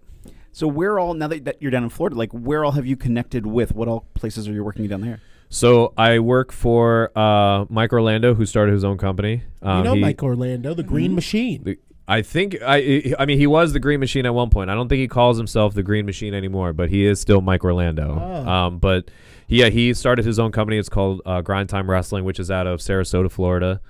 So I work with him. He rents my ring and some of my equipment. So we got a good relationship you took all your there. stuff with you. Oh yeah, I took everything. Good. Because I mean, again, to kind of go back, you know, with everything that I got, it was a two-part. Like it was for I could do a wrestling company, but at the same time, as you guys know, like there's so many people when they run a wrestling company, it's okay, this guy is my DJ, okay, this guy is my ring guy, okay, here's this guy, here's my video. I'm like, well, if I just had everything, you could just get from one person. Now you're not relying on 4 or 5 different people. I can also give it to you as a combo, and I'll work the show on top of it. Right. So it was a way for me to get more bookings in business. The business, brother. So yeah, I work with Mike. I work for WXW still. So WXW C4 is in Allentown. WXW is out of Florida. So Pops runs that down there. So I work with him. And we also have Pro Wrestling Action, which is debuting soon. But other than that, I haven't like branched out too much just because of how much of a relationship that I want to make sure that I have for Mike because he rents my stuff, and for Pops, and also because I know that MCW is going to open up soon, and I need to keep my schedule as clear as possible. I heard that. Yeah. Oh, it was funny because when I said I was moving to Florida, everyone's like, "Oh, we're gonna miss you at MCW." I'm like, "Who said I was leaving?" Right. Like, I didn't say I was leaving. Like, absolutely not. And I was still a champion at the time too. So I was like, "What do you think I'm gonna do?" Like, I'm just like, "All right, guys, see you later." I'm like, "No, I'll be back." I was worried. I'm not gonna lie. I was like, oh no, okay, Yeah. No. okay, I'm ready. Right. Nope. Still coming back. Yeah, I remember well, that's what good. happened with Desmond Xavier when he moved to Ohio. That was it for him, and it's very heartfelt, goodbyes that he said when he said his farewells for just moving out there with all the Sammy, Dave, Chris, Jake, Chris, that whole crew, Richie Swan. Luckily, I've gotten a lot of couches offered around here. So again, lucky. So yeah, I'll be back up. Now, what do you do when you're not wrestling in Florida? I try to spend as much time as I can with my daughter. There's not a lot of time, because when I'm not at shows, then, I'm training during the week. I like to try to have, my beach days with her, or we go to the pool or something like that, like whatever I can do with her. It's crazy because, before I was a parent and I would see all these parents like doing things with their kids at like a super young age. I'm like, they're not going to remember anything. But like at the same time, like when I took my daughter to Disney and we went on like Pirates of the Caribbean, she's like looking around and she was like so attentive. And I was like, oh, this is pretty cool though, that she's actually watching. Like she's not just like staring off, into the distance, which I always make fun of my mom for, because since my mom's back up in Pennsylvania, she's like, I'm missing everything and my daughter's not going to remember me. I'm like, she stares at the ceiling fan. Like she doesn't know what her nose is. Like I get it, but I'm like, it's okay. Like you'll be around when she's older. Yeah, and just take lots of pictures, because like I used to do the same thing with my kids. Like I took them everywhere. Like we were constantly going somewhere. We had memberships to everywhere. Like I'm a road trip person, so I'm like, let's go to DC or let's go to Philadelphia. And you're right, they don't remember it, but I took all these pictures, and then now that they're older and they're teenagers, I'm like, remember this? And they're like, no, we don't remember. But wow, that's really cool. We went to all these places. Yeah, Yeah, so my wife they remember it in some way. She's the big photographer, which then I get yelled at. They're like, there's not enough pictures of Sammy and the baby, and I'm like, well, I'm usually the one holding her and she's usually the one taking the pictures. Right. So I'm like, but all right, I'll make sure. So now like I'm trying to remember as much as I can. Like, all right, she has the baby, okay, camera out. Right. So as much pictures as I can. Are the grandparents that's good good. with like Zoom or other technology to like live video? Let's interface? Of course not. Of course absolutely not. My dad has a cell phone. Finally, my dad just got a cell phone like 2 years ago. Old school flip. Not even Okay. like a regular, like, I don't know, Samsung or something, but like a super old one. So like a lot of times he's like, send pictures of my granddaughter. And I'm like, I did you get it? No. And I'm like, get a new phone, like get an iPhone. So yeah, my dad's not good with it. My mom is kind of good with it. She's a little bit better, but then she's still in the same of like, she'll go on her laptop and she's like, I can't sign into the Netflix. And she's like, why can't I sign in? She's like, this is the email address you gave me. I'm like, no, it's not. It's this. And I wrote it down wrong. Like, so no. The older your folks get, the more you find that you are the parent of your parents. Yes. And like kind of guiding them through things like tech and email and messages. So I can empathize with you there. Yeah, it'll always be like, well, I'll tell a story with my mom and she's like, that's not how it happened. And I'm like, no, that's exactly how it happened. She's like, no, I would remember. and then like, what's the Netflix password? And I'm like, it's this. And it's like, oh my, brain fart. And I'm like, so which is it? Which is it, Ma? You remember everything or you remember nothing? Come on. Right. Yeah, Right. figure it out. Get on the ball. Well, I can kind of relate to that. I can't remember any passwords. That's what. So she'll pull out like this. She's like, oh, I gotta sign into this, and she pulls out the whole. She's like, all right, where is it? I'm like, why don't you just have it in your phone? I got an address book, so it's alphabetized. That's what I used to keep my. Before I got an iPhone, I legit from the dollar store had an address book, and I would flip it open, and N was for Netflix, and so I'd go to the N page, and I'd see my Netflix. I'd know my email address. I'd know my password. And then I got an iPhone, and everything changed. And now it's like, oh, I hit the password button. I still got to look it all up because I can't remember it. But she argues with me where I'm like, well, what if you lose that paper? And because I'm like, why don't you just put all that in your phone? Then you don't have to carry that paper around with you you. And she's like, well, what if I lose my phone? I'm like, what if this gets wet? Like, what if you lose this paper, Ma? Right. Like, come on, like get it together. You'll take the picture of her paper, and that way you have it on your phone. Yeah, like I'll tell you another funny story about my mom. So she, for Christmas, she wanted like a really nice like studio type picture with me and my wife. This was when we first got engaged. She wanted to see the ring and everything like that. She's like, I'm gonna pay for you to go to JCPenney to go get pictures done. And I'm like, save your money because I know how much money you have. I'm like, don't worry about spending money. I'm like, I see photographers every weekend. Every weekend. I'm like, we'll just come dressed. I'm like, I'll grab the photography. Like, hey man, can you just do this for me real quick? Right. So I got the picture made, right? I got this beautiful like glass frame, so it's like a floating picture in the middle of it. Oh, I like those. So I gave it to her, and she's like, "Oh my God, this is beautiful," blah blah blah. So then the next time I go over to her house, I see the picture I gave her, but it's in a regular frame, like from the dollar store. And I'm staring at it. I was like, "What happened to the frame?" And she's like, "What do you mean?" I'm like, "That's not the frame I got you." She's like, "Well, the frame you got me, it was too big for the picture." And I'm like, what are you talking about? She's like, the glass was like this big. The picture was only like this big. Like, what was I supposed to do with it? I was like, Ma, that's what it's supposed to be. Decorative. Right. It's a floating picture. Ma's old school, okay? I wanted borders on my frame. She's going to hear this. She's going to text me. She's like, how dare you do this to me? Oh, that's sweet. I'm like, I only do podcasts so I can make fun of my mother. There you go. I'm noticing the accent too, by the way. Every time And she doesn't even talk like that. It's just my mom voice. Yeah, that's the mom voice I have to do because I have to make her older than what she is so that you're like, how dare you do this to me? Well, I think I need to exercise my mom voice right now. And with that said, it's time for one of my favorite parts of every MCW cast. And, Phil, that last line of questioning that you provided for our guest, Keikoa, was a great segue into the Indie Roundup. Oh, Lord. But we're going to do it a little different because Yeah. we've got the man of the hour, and I'm not talking Leo Rush, with us right now. That's you, Phil. And after a lot of fan analytics, we've decided that all the falderall with flying in the graphics and we're going to the Indie Roundup. We don't need that, especially with you right here at the table with us. So with that, Phil, you and I are prolific, ubiquitous figures in the entire wrestling industry right now. like at the Indies. ubiquitous. Yeah, well, we are. You like it or you don't like it? I like it. Oh, yeah, absolutely. I was like, why wouldn't you like it? If I'm an iPhone, you're a Galaxy, and that means everybody's got us. Somewhere Charging right there. somewhere around the country. So I think that you and I can just dish, and Keikoa and Tara, if y'all want to jump in on this, but let's do our Indie Roundup. First topic of discussion, not late breaking, but just within the past few weeks, Dark Side of the Ring. The Nick Gage story was on Vice TV. It was everywhere. It was on everyone's lips. What did you think of it? I mean, it was by the end of it. I've heard a different feel from different people about how they felt during it, but by the end of it, you felt uplifted. You felt very positive about what happened with him.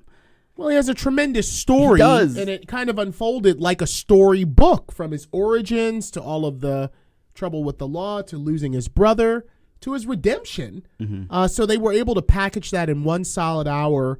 Some of my favorite parts of it were the behind-the-scenes looks at what was going on when those matches were being put together and his perspective on the injury with Thumbtack Jack where he almost died. Yeah. And also the David Arquette when things kind of got a little hairy between him and David Arquette in that one match that they did out there in L.A. So if you haven't seen it at home, fans, you can grab it on YouTube. It's been uploaded and flipped by some users, so you can watch the entire Dark Side of the Ring. And hey, Not that Larry's telling you to do anything illegal.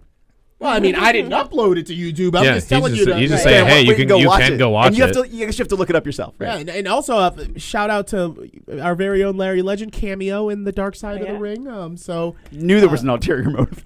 well, I mean, it was Yeah, news for a while, but also in the world of professional wrestling and kind of indie wrestling, we lost a ECW icon, legend, the original gangsta New Jack not too long ago.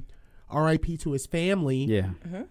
One thing that I wanted to bring up about that whole tragedy is, and I had brought this up in previous editions Yes. of the cast, New Jack had a transgender son that he actually wasn't claiming. She goes by the name of Washington Heights, bad drag performer. And when I say bad, I mean bad good. In the Baltimore scene. I was like, wow, you just calling her out? No. She's she's bad. She You know what I'm talking about? Yeah. I needed Yeah, that. I was- I needed the inflection. And she called him out and addressed it and took it public and said, "This is my father, and he is not acknowledging me. But hey, this is who I am, and you should know this." Indeed. Yeah. Well, it turns out that after New Jack's passing, New Jack's wife contacted his estranged 6th child, I believe. And she told Washington Heights that your dad watched your performance at Paris's Bumping, which was a IWTV exclusive ball LGBTQ themed show. Your dad watched your performance at Paris's Bumping, and I think there was another polyam cult show by MV Young that Washington Heights performed. She does, drag lip syncing, and he said he loved everything that you did on both of the performances, that's and great. that he was trying to work at a way to work with his son, his talented, bright, shining light that he brought into this world, but it wasn't meant to I know be. you were trying to you were trying to put this together and call both of them out on social media. I remember, to get them to appear together. Well, here's the thing. I did I did New Jack's last show, which was ICW No Holds Barred 11, Then and Now, down in Tampa. I got to bring him out. Well, you know how New Jack comes into the ring with the that's really his introduction. Right. His entrance is more than a ring introduction, but I at least got to announce his team as the winning team. But yeah, I was gonna try to see how he was feeling and kind of try to attempt to approach that like, hey, what if Washington Heights just ran out right now and cut a promo at the end of you doing that? What would you say? But yeah, because she's relatively local to us, right? yeah, absolutely. Okay. So I was. New Jack was, I was, but that never came to be. But just from all of us here at the MCW Pro family, to New Jack's family, including Washington Heights, our condolences. And what a personality, what a legend, what an unforgettable figure in the world of professional wrestling was New Jack. I just want to say New Jack was one of the first African-American pro wrestlers that didn't always win, but to me as a young kid growing up, I was like, he fights like what I would think that a black guy would fight like, notwithstanding the talents of a Virgil, of a Coco Beware, of all of the wrestlers that I came up on. New Jack made me think like, oh yeah, this is the way like a street fighter that was black would fight, but he could work too, and we're gonna miss him. Okay, so I already got the ball rolling this indie roundup with a little, Dark Side of the Ring. What do you got? You took a lot of my thunder already. Well, I was like, Because he's the we did have legend. we did have another passing in the independent Oh yes, scene indeed. too, so we don't want to neglect we that. don't wanna- I'll say that. And also our condolences to the family of Dick Karakoff. Yes, indeed. Yeah. A staple here in the Maryland tri-state area wrestling scene. We just were talking about him last week when we had Bob Starr on, and he had mentioned he was in poor health. And then on the same day as New Jack, we learned that he had passed as well. So, I have known that family literally my entire life. His wife, lovely wife, was my cheerleading coach, and his son was one of my good friends, and I was glad that I finally got to work for Dick Karakoff maybe 4 years ago with Mickey James. And I had known him all these years and never worked with him. So our condolences to the family of Dick Karakoff. That's awesome. Yeah, he's one of those names like Gino Moore, Dick Karakoff, those names that kind of, staples of our industry from a promotion standpoint that you always you hope to work for them. Many one day. an MCW poster has his name because it was his promoter's license for years and years that we used. So And that's kind of what our family is. How about this one? I got one. I'll feed to you. I'll pitch this one to you underhanded. We mentioned, Keikoa, that when I first met you, it was in CZW Wrestling. You were the flying Hawaiian Kekoa. Gross. I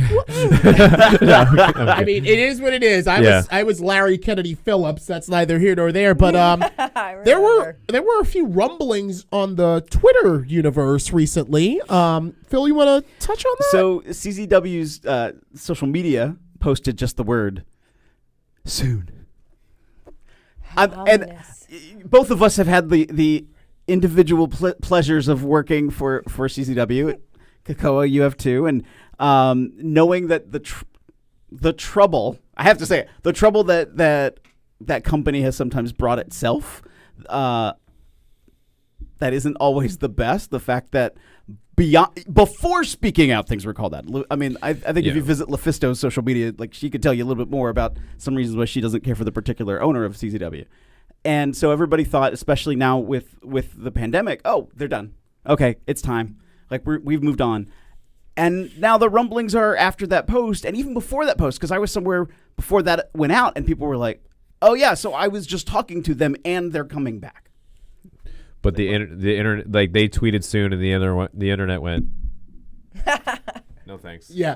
Kind of like the Homer Simpson meme, just like I'm just gonna go. I'm gonna go into the bush. Yeah. Like, So it did cause quite a stir because CZW has been dormant since, I would say, April of 2020. Yeah. April of 2020 was the last time they tweeted when Danny Havoc, the deathmatch drunkard, passed away. They sent out their condolences to him. But other than that, we haven't heard hide nor hair from CZW. What a pun there. Sometimes I'm a poet and I don't even know it. Wow. Yeah, we haven't. He called. All right, let's okay. I say a good 4 topics on every indie roundup. Yeah. So we talked about the dark side of the ring. We talked about CZW. How about this? One of the last images that we saw from MCW social media was you, sir, the general manager of MCW Pro, and you had a championship belt right next to you. And Keikoa, if I remember correctly, it was the same championship belt that you, in a magnanimous gesture, donated or awarded to the family of the Bruiser. So on this indie roundup, old general manager, can we just hear an inkling of what you got cooking here?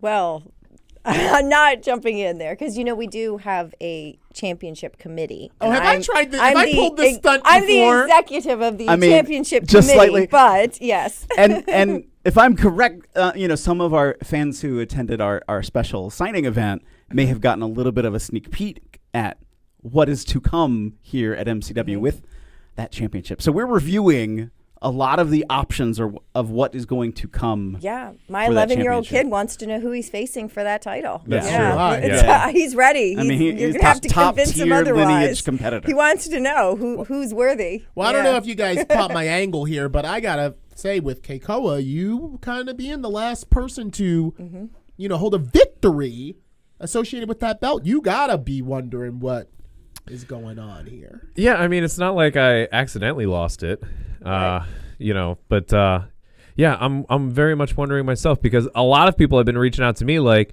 are you still champion? I'm like, I don't even know. Well, I'm not saying you gave it away either, but you gave it away. I did. Yeah. I did. And I would do it again 1,000 times. Yeah. But for the reason you did, absolutely. 100%. But I'm very much in the same boat as Larry over here. I want to get the dirt sheets on this. Yeah, that's a little known fact about me. I don't like being a part of that conversation because as an announcer, and Tara, you may be able to relate to this, I'm right out there with the fans. I've got a job to do, but I'm watching along too to see what's going to happen. And that was an emotional, moment. And I can almost feel myself definitely being emotional for how this now unfolds with us getting ourselves back together, knowing that championship is not only the last belt, that you defended, but that's Bruiser's championship. And just logistically, we were in a pandemic. Yeah, I know. Which, how long? We still are, but But I get Danny Mays tweeting, commenting, posting every single day, week. What are you going to defend that heavyweight championship? What kind of champion are you? And I'm like, we're in a pandemic. Because Danny Mays is a little bit. He pushes it. Sometimes. And then I finally He's did. A little. And I don't think he was there. Yeah. He wasn't there. No, he was not there. He was not there. No. So there's that thought of not a full reset. We're still MCW Pro. We still have all the talent that we still have. But it's about the fact that people need to get reestablished to come back, need to come back and see us, need to get refamiliarized with all of us again. And hey, the door could open. Oh, look, Keikoa. I'll just put up one of my autograph photos and just say, hey, you remember? You remember. remember. You remember. I remember. Yeah. Oh, we I mean, remember. maybe there was more to the photo that you didn't see. Maybe I raised up a helmet. I don't know. All right. Well, you know what? I think I'm going to put a tiger on this tail. Fans, that was a reimagining of the Indie Roundup. Let us know on Twitter at MCW Cast 2021 how you've liked it. Us just dishing around the table with our guest and Tara, as opposed to the numerous dates. Let us know if you like the topics we talked about. Let us know if there's anything that you know about that's going on in indie wrestling for us. I'm glad we're doing this because, like, I even our fabulous director behind the scenes, I would even say, like, is there anything I should bring up that, like, we can talk about? That more or less, it's you are in the circle of independent wrestling. Like, you're in the circle of it all. And then to add to that, every time I turn anything on as far as independent wrestling, I see Larry pop up everywhere. I'm like, oh, there's Larry again. Yeah. So what two better people to do the indie roundup than you two? When we met each other in 2009 in Connecticut doing PWS, the Majestic 7 title tournament. Yes. That's when we met each other, and it was love at first sight. And with that said, on that note, well, we love you. And on that note, this has been another exciting edition of the MCW Cast. we're not done yet. We're just taking a break. Oh, Are I'm we? sorry, Tara. I didn't know that. You bad. The championship committee was You like, know what? I had hearts in my eyes. Not bad for- isn't good. You bad. We've got a couple questions for our guest. Oh, yes, and of indeed. course, thanking our Coffee Club subscribers. So that's it. All right, so we're going to take a break, and then we'll do that. whatever the championship Okay. executive wants to do. The executive to the championship committee. Yeah, the assistant to the regional manager. What? It's It's an a thing. office It's a rep. whole Who gave officer. me the title? It's an office All right, rep. we'll be He back. said it. We'll be back. I was the assistant to the regional manager for the director of talent relations before. So yes. Show your support for the MCW Cast while sporting some great gear by going to teespring.com/stores/MCWcast. You can pick up a full line of official MCW Cast merchandise, from coffee mugs and face coverings to t-shirts and sweatshirts. Visit teespring.com/stores/MCWcast. Fuel the MCW Cast by visiting buymeacoffee.com/MCWcast. And for just $3, you can buy the cast a coffee. Or you can choose to become a member of the cast for just $5 a month and get several additional perks. That's buymeacoffee.com/MCWcast. Executive. I am the general manager, and she is the advisor to the executive. No, committee. I'm I'm the sorry, the executive to the championship committee. Are Yes, we back? yes. Okay, let's go. Let's go with the questions, because I'm like, what is going on? Well, that's a great segue. Tara. All right. Wow. I'm kidding. I do apologize. Can I just set the timer already? Okay. So, Kekoa, Yes. we have a couple of questions Yes, for you. Tara. I have to enjoy this while I'm here. All right. So, if you could have a dream match with any star from any generation in any company, who would it be? Not Lord Diaz. Not any of the cartel. To be quite honest, I mean, there's literally so many. If I had to say one right away without thinking about it, probably Randy Orton. Okay. But there's a lot of people that I want to face for different reasons and like different platforms. Like the amount of times I faced Adam Cole and I love Adam, and I want to face him up there. You know what I mean? Like I want to face Steamboat Flair back in the day when he was facing Steamboat all the time, because Right. I'd like to experience that. So yeah, it's a laundry list. Okay. If pro wrestling wasn't an option for you, what do you think you'd be doing instead? Lord, to be quite honest, I would be 400 pounds, and I would be playing Call of Duty probably every day. I love playing video games, and I love just like watching movies, and I love my lazy days. Yeah. So, yeah, I don't know. I've been asked this a lot of times of like, what would you do if you weren't wrestling? I'm like, I don't know. And I feel like even after my time in the ring is done, like I'm going to be training, or I'm You going to never be leave the business. No, I mean, you I'm know not. that, You have a right? ring to I rent. mean, Yeah, I have. I'm gonna be involved in some way. So Yeah, once you're in, you're in. yeah. okay. So, and then another question is, what are the chances of you tag teaming with Sammy in a mixed tag match? I know that it was going to happen and didn't happen. We talked about that. So what about taking the family on the road and, And I keep saying my daughter is doomed. Like two parents in the Yeah. business. Which I've also talked about, because like they're like, well, you can't press wrestling on your daughter. I'm like, I'm not going to, But right. when you think about it, like if a normal dad has a lawn care business and they're like, hey, you're off for the summer. All right, come work for dad. Like come cut lawns and come do this. Like learn how to be, how to hustle and do all this work. Yeah.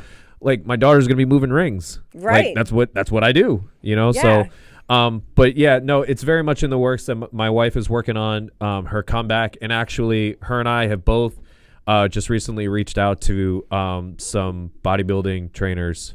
So we're about to go through some strenuous work in the next couple months for the remainder of the year. So it's all in the works, and I really want her to get here because she missed that moment. I took it from her essentially. So we're working on it. Yeah, and it can definitely be done. And I did it myself. I mean, I brought carriers and I brought pack and plays and I'd set them up in the corner of whatever locker room and I'd go out, have my match and come back, scoop the kid up. Hey, mommy's back. Your kids are a staple of MCW. I didn't give them a choice. I mean, I had to because like you said, both parents working in the business, you kind of don't have a choice.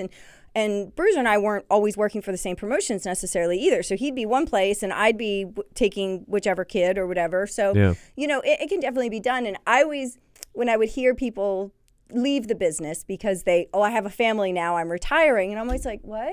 Why would you do that? Can't you just put him in the car? Yeah, I don't understand that. Everyone's like, you're not going to take your kid on the road, are you? And I'm like, sure. I have 30 babysitters in the locker room. Yeah. Like, that's so funny because my kids remember that. They're like, oh wait, I remember Dan's sister used to babysit me. That person used to babysit me. I remember, and they remember that, and they're fine because of it. You know? Like I have more than enough, and I even made the joke. I'm like, she's gonna grow up and be like, how many uncles do I have? Right. Yeah. And I'm like, why? And you're like, because you brother everybody. Why are they all so big? Yeah. I know. Makes me think of little Dakota Dust. Remember her? Yes. Terry Runnell and Terry What is she up to? Yeah. I'm sure you know. She's not doing anything in the business. Well, that's good. Yeah. All right, last question, probably the most important one. Where's your favorite drop in Warzone? Oh. Where's my favorite drop? Oh, prison run all day. You have to go to the prison. You doesn't matter. I mean, you have to make sure that the prison is not on the direct path of where you're dropping from, because if you're dropping too close to prison, it's going to get hot. So you got to be a little bit further away from prison. You got to hop out. You got to get the chopper. You got to fly all the way to prison. So then you can load up on all this stuff without having to worry about everybody else. So you're building all that money. You're building up everything. And then on top of it, you grab a most wanted. So you grab the most wanted, and then you get like a ton of cash like right away, and no one's bugging you. So then once you're all established and you're like, all right, now where are we going to go? Like, now let's figure out where to go. I think it's a solid strategy. And we got a lot of wins from that at the start of the pandemic when no one really knew how to play Warzone yet. And then now it's like anytime we drop, we're like, all right, yeah, it's a prison run. And then we see 4 other choppers flying there. And I'm like, everybody figured it out. Like, Wow. Now it's hot all the time. You know, we've talked about a lot of stuff here tonight, but this is the most animated you've been about it. I get hyped if he up. wasn't doing wrestling, this It'd is be what video it is. games. Yeah, I this can movie is- see that you have that Is there same a new passion. map now? Like, did they nuke the island or? I mean, they did. So what they did was, instead of nuking and then creating a whole new map, they just changed a bunch of colors. They changed a couple buildings. They did some minor changes, and they call it Verdansk 1984. It's kind of like they went back in time, which I'm assuming, like, I don't know anything about, all that stuff, but my assumption is they had this idea for a brand new map. They ran out of time, and they're like, this either going to cost too much money, or like we're running out of time. So like, let's just change a couple things, and then boom, it's back in time. And then that's how they're keeping. They might have around. learned some lessons from Fortnite too, because Fortnite did bomb new thing, and then everybody went yeah. And so now they're actually merging it back to be like the original island. Well, I mean, at the end of the day, they're going to do what they want to do, and we're just going to buy. That's just It's all about the Well, game. if I can get my hands on a PS5, so anybody that's listening, if you have one, let me know, You please. You can That's contact like me, a and I will let special him thing know. that someone buys for someone. It is Yeah, it is. And if you got a lady or man, whichever your preference, if you've got that special someone and they get you a PS5, you better never let go, because somehow they got their hands on one, or they just said, all right, screw it, I'm just pay the extra money and here I go, I got one. Because I can easily go get one. Yeah. I could easily go pay somebody $900, but they're retail $500, and I'm like, the highest I'll go is maybe $750. Anything over $750, I'm like, all right, come on. I don't even like paying full price for anything, so I'm definitely not paying overpriced. But Exactly. I mean, I almost bought myself one, and then I knew a friend of mine that wanted one, and they were trying to get it also, and I was going to give it to them. Yeah. And they're also a member of the MCW family, Mr. Pat Anthony. I was just going to give him my PS5 because I knew he wanted it more. But then he ended up somehow, I think he got one. Yeah, he did get one. And I'm like, so now you got one, but I don't. And I'm like, hey, help me. All right, so fans, that's the first forever in the MCW Cast history. Keikoa has asked you if anyone knows. Hashtag ask MCW Cast and say, hey, I got a PS5. Hook me up. We want to hear from you. I want it. Yeah, I just let me have it. I've been trying for months. just come on. I'll give you an MCW Heavyweight Championship shot. How's Hey, that? there you have it right there. Put that on the marquee. we're not Put doing- that on the we're not- marquee. no. You No, heard it I here would say. first, fans. You heard it here first. Uncommissioned street fight Just make All sure right. you're that I know Well, nothing about. Am I good? Okay, well, that is, I think, time to put a tiger on the tail. I had to look up Dakota Runnels and see what she's up to. She's actually in film and television production. good for Well, her. Good for her. All right. Doesn't surprise me at all. But we are going to end this episode of the Okay. MCW Cast, but you know where you can catch us every Tuesday night at 8 on all of those platforms that Tara rattled off at the onset of this cast. I'm MCW legacy announcer Larry Legend. For Phil Stamper, Tara, and Keikoa, thanks for joining us. We'll see you next week.